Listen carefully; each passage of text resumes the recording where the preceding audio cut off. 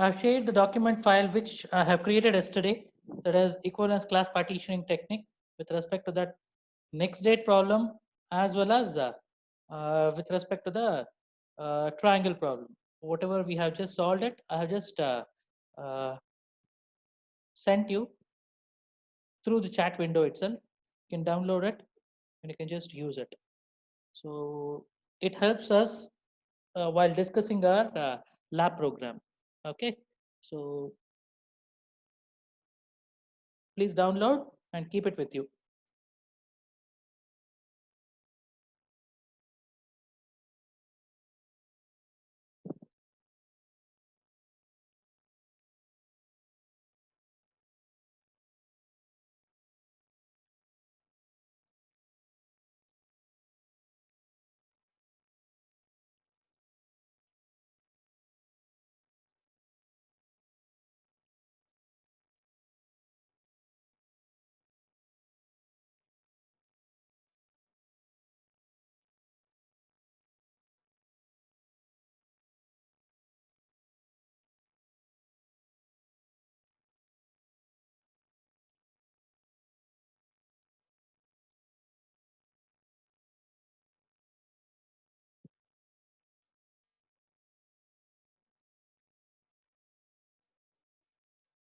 We'll wait for 1 minute. Let the others also join, then we can continue.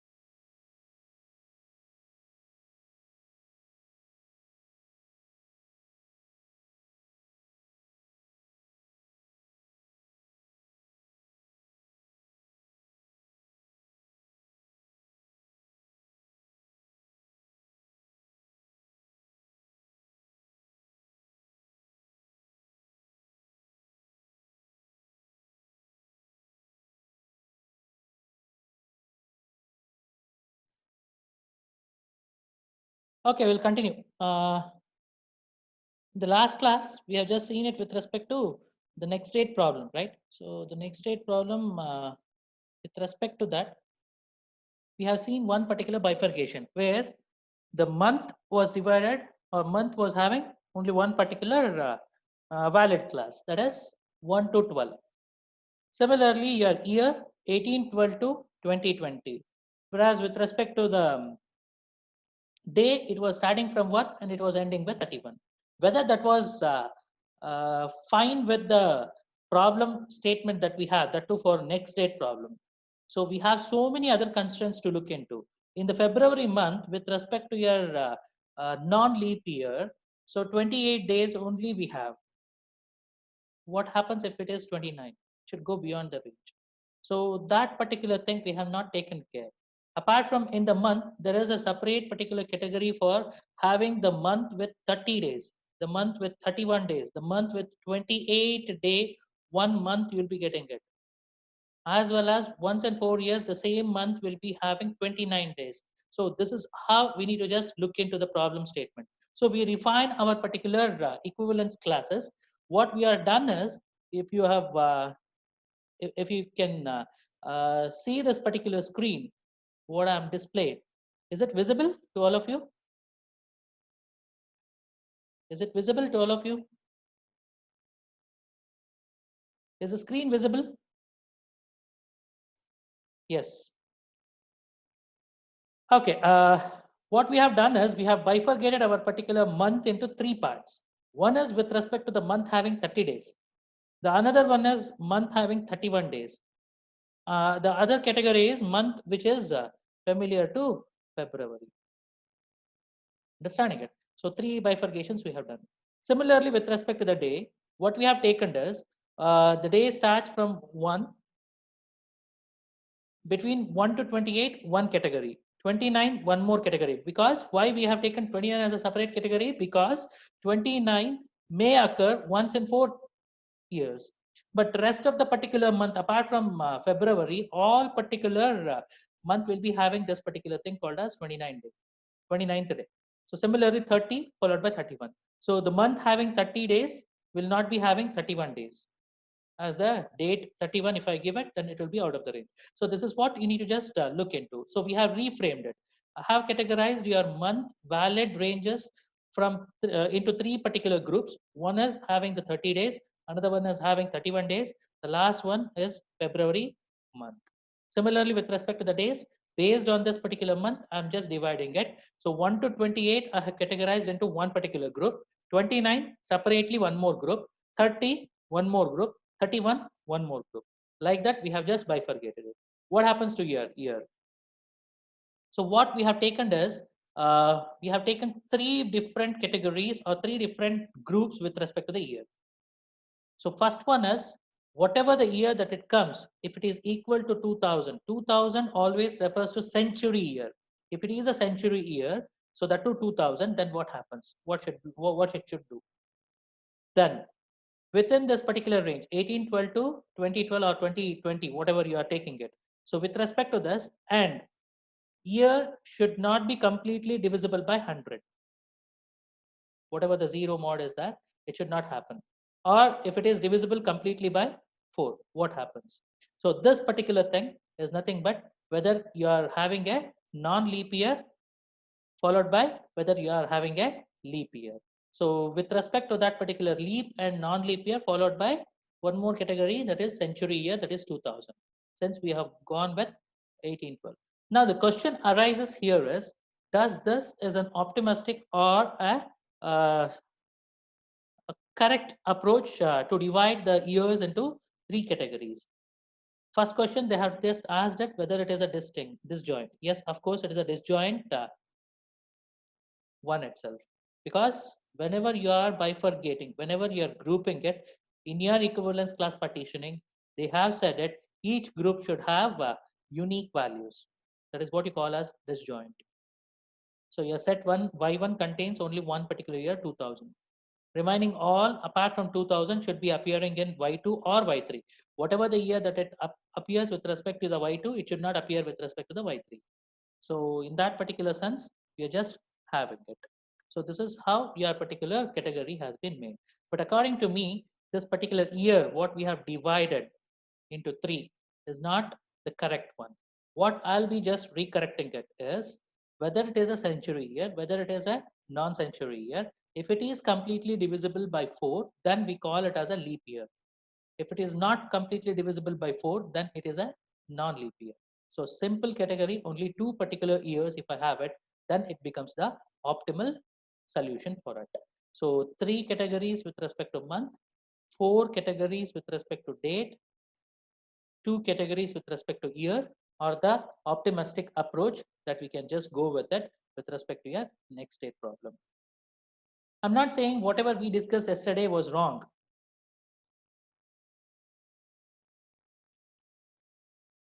I'm not saying whatever we discussed yesterday was wrong.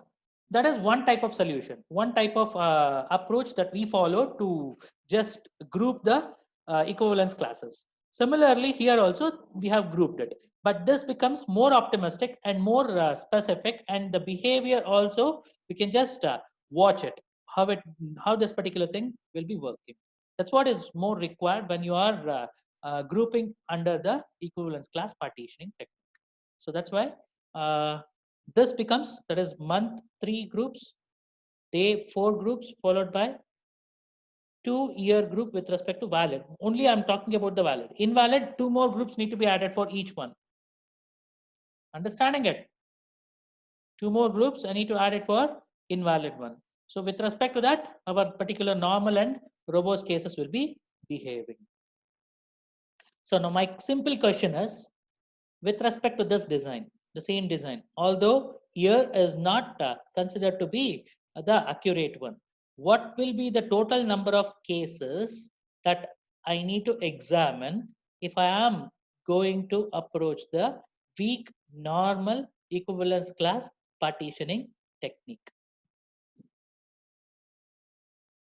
I repeat the question, how many test cases that I need to examine with respect to weak normal equivalence class partitioning technique?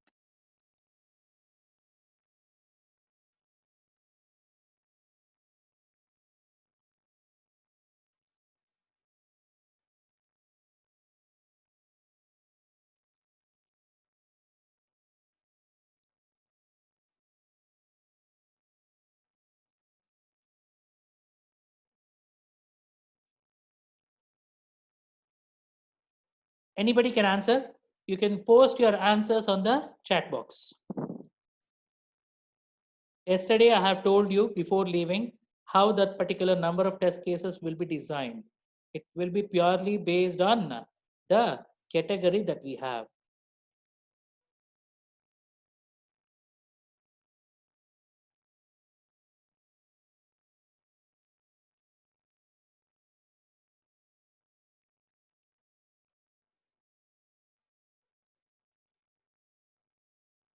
See, normally, if you are going with weak normal at that particular point of time, one case you can choose it from month, one case you can choose it from date, one case you can choose it from year.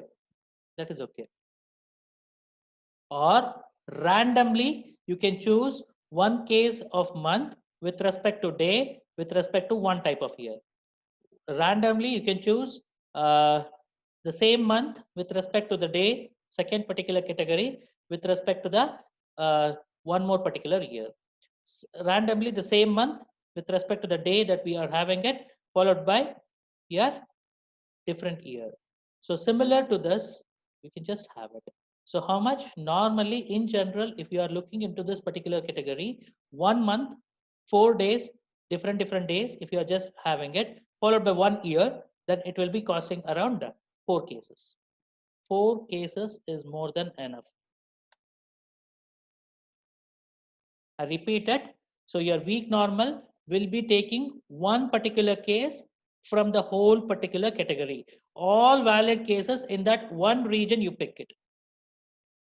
If you are going to concentrate with respect to all the particular days, 4 are there. With respect to month and year, I'll be keeping it as a constant. I'll not change it. The date, you can just change it. That's also possible. Or any one particular thing also take it. So that is your weak normal. Understanding it. Understanding it. Concentrate on this particular February. This February holds good for your 28, 29, 30, 31. How it behaves with respect to one specific year, you just go through it. You'll come to understand.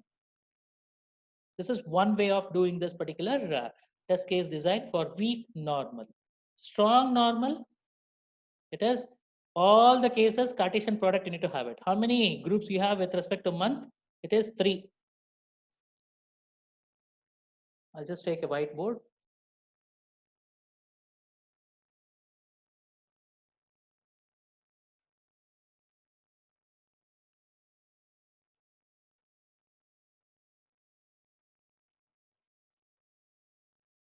3 with respect to months, that is a valid case, right? Similarly, 4 categories with respect to day.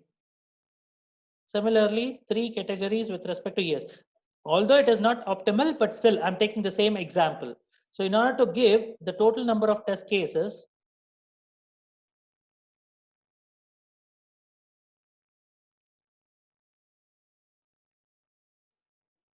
with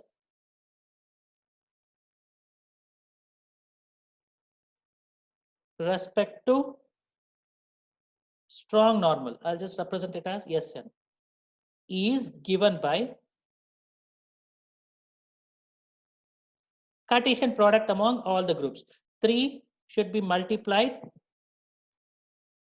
with 4, which should be multiplied with 3.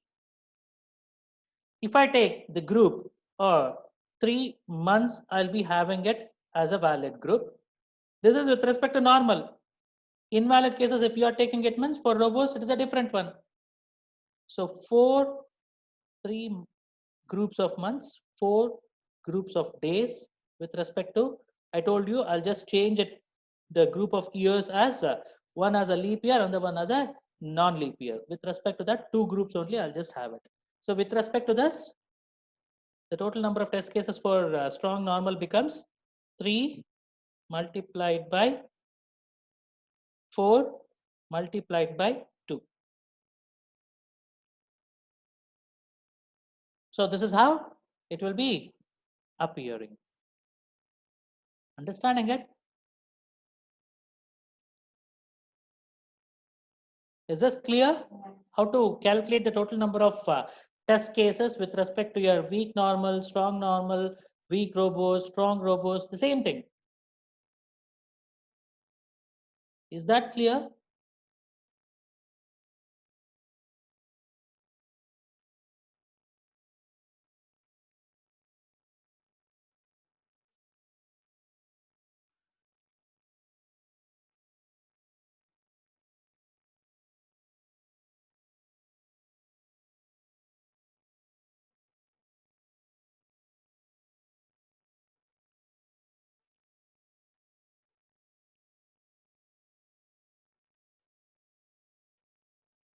Is that clear? Yes. Okay, we'll just move on to the next one.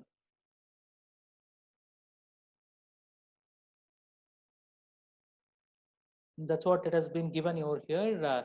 If those particular years are divided in such a manner, then it will be not a quite good site. So that's why better to have 2 categories of your year. Yeah, this is how your weak normal test cases will be there. This is according to your textbook. See, with respect to 1 month, they have taken it, as well as days, they have changed it with respect to one group. If you take it, that's more than enough. Not with respect to all the particular groups, you need to have it. This is with respect to weak normal. Strong normal, it's a Cartesian product. M1 D1 Y1, M1 D2 Y1. Yeah. Quickly, I'll just give you a very simple example, or I'll just give you the difference between your weak and strong. So with respect to your weak, whether it is a normal or robust, it is very good for your regression testing. Then what do you mean by regression testing? It is better to go with regression testing whenever you want to apply it, or whenever you apply a regression testing with respect to your given problem statement, then you can approach this weak normal cases or weak robust cases. Whenever you want to go with strongness, whether it is a normal or robust, then it will be okay for regression, but it is better to go with progression testing. So 2 different categories of testing I have just introduced. One is called as regression, another one is progression. Regression testing is nothing but you're testing what you have built in the previous stages to that with different particular set of inputs you are feeding it. In all the environment, it should result the same. You have built it, you have checking it often and often. This is called as regression. Whereas You have built a new model, you have attached that particular new module to the existing system. Now, for that particular new model, you are just applying the testing. Then it becomes your progression testing. So your strong, normal or robust cases is okay for regression. That is, it gives you the output. It is not saying it will not behave in the proper manner, but it is better to go with pro. Whenever you introduce a new particular module to the existing one, then for that you just take this particular test case design help. That is strong, normal or strong robustness. Is that clear?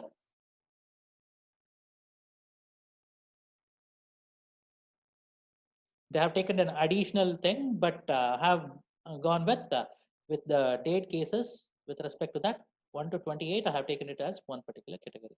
So with respect to that, it is not 40, it is more than that. Sorry, it is less than that. Yeah. So with respect to triangle problem, we have seen it. Commission problem, we'll try to explore it in today's lab session. Okay. Today afternoon, we have a lab session, right?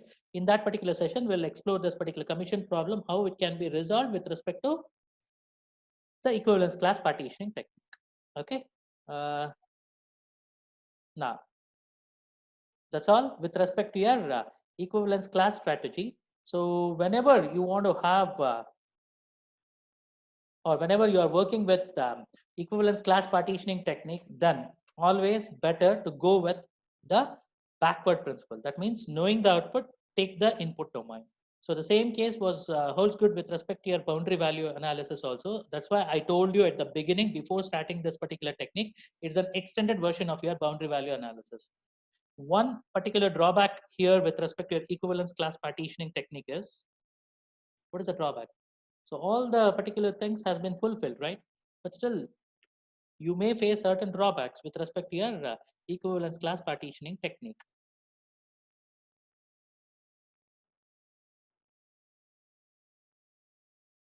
Can anybody list it?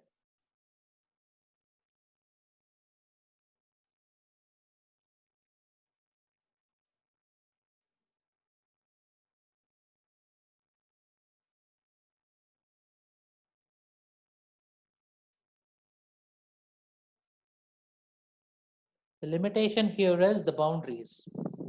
If the boundaries has been given and if it is a known particular thing, then we can go with the equivalence class. One drawback with respect to your weak forms are they are not comprehensive as the corresponding strong forms. That is a one thing. So with respect to your strong, normal, or all the things, every particular thing we will be considering. So if we can just explore that particular diagram, then it will be easy for you to understand. I think so.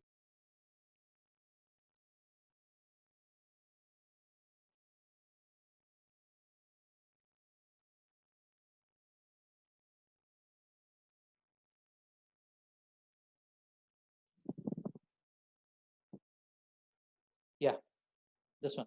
This is strong, robust. With respect to this, whichever the group that you have, all the valid groups are marked with respect to one or the other particular dots, followed by the dots represent here as the dot representation is nothing but you are picking a value. Are you getting it? So you are picking a value from that. So that's why dot representation will be done. So with respect to this, if it goes beyond that particular limit with respect to all the particular corners, you will be picking the value. This is strong robustness. Whereas with respect to your weak, any one value from this group.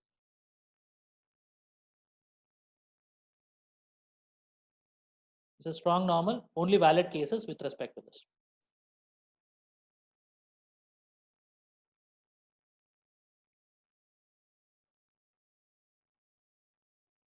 We'll just come back to the slide later. Yeah, this is weak.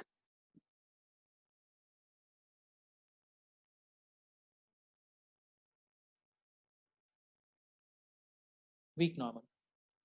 So one particular from this group, one value, if you take it, then that's more than enough. It is not necessary that all the from all the groups, you need to take the values. Okay. So any one value, if you take it, that's more than enough. But only drawback here is, once again, it is based on the boundaries.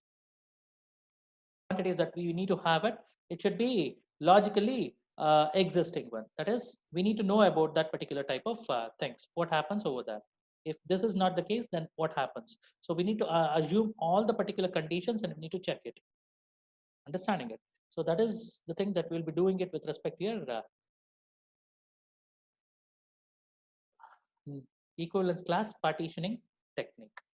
So that's all with respect to your equivalence class partitioning technique. We'll just quickly move our particular thing to the next particular technique, which is called as decision table approach.